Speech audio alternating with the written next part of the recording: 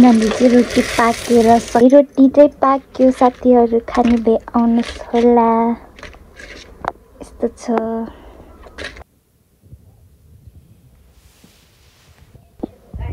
घरभित्र आगो फुकेपछि चाहिँ यति धेरै धुवा हुन्छ।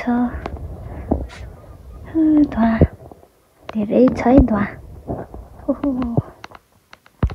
आज चाहिँ बुद्ध जयन्तीको साथसाथै हाम्रो दिवाली पनि हो। अहिले चाहिँ हामी त्यहाँ जानुपर्ने हुन्छ। अरू चाहिँ गएर पूजा गरिरहेको छ। हामी चाहिँ एकछिनमा जाने। यति टाढा छ है।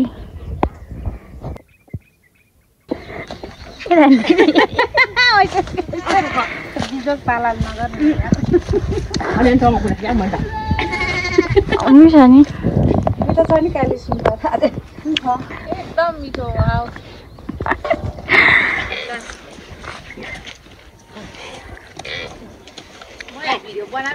अब हामी चाहिँ जाँदैछौँ सरर रट्टो चढेर बाइक चढेर मन्दिर जाने ठाउँमा। त्यसै हाम्रो अटो हो।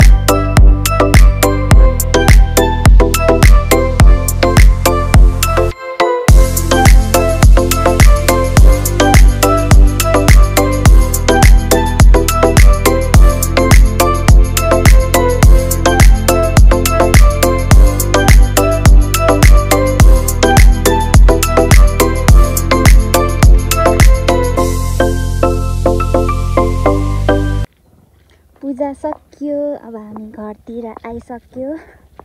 साथीहरू बत्ती बोलिरहेछ।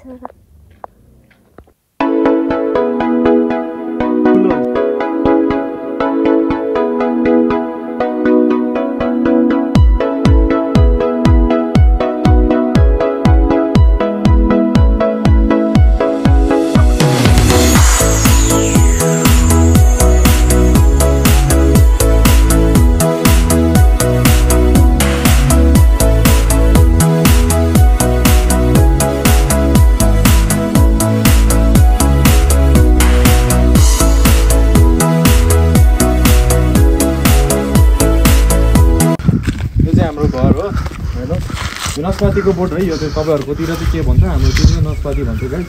नास्पाती नै फलिरहेको छ, हेर्न सक्नुहुन्छ त्यहाँ नजिकबाट हेर्नु ल। यो चाहिँ नास्पातीको बोट हेर्नु मजाले।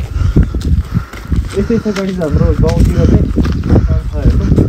हाम्रो पुरानो घर चाहिँ हो, हामी जन्मेको घर चाहिँ यो है। मजाले हेर्न सक्नुहुन्छ।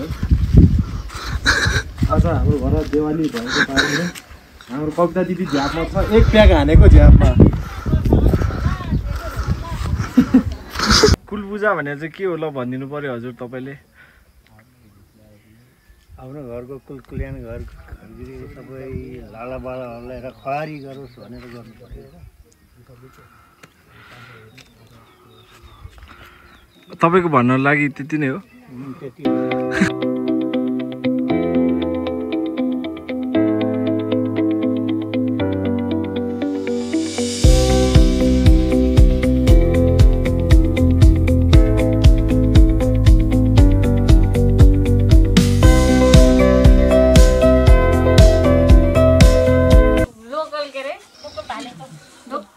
भालेको मासु र यो लोकल खसी। खसी नि लोकल हुन्छ र? लोकल खसी हुन्छ त।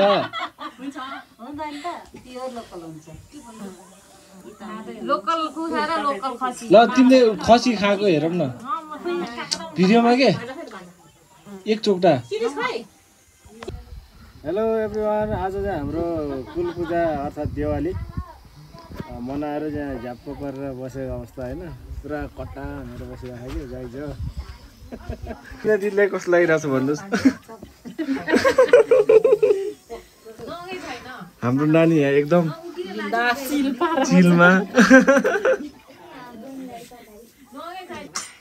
कसो लागिरहेको छ त ल भन्नुहोस् आन्टी तपाईँलाई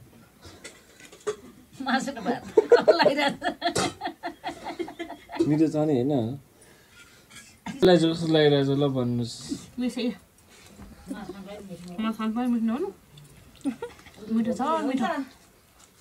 मिठो छ मासु किन्न मिलाउनु होइन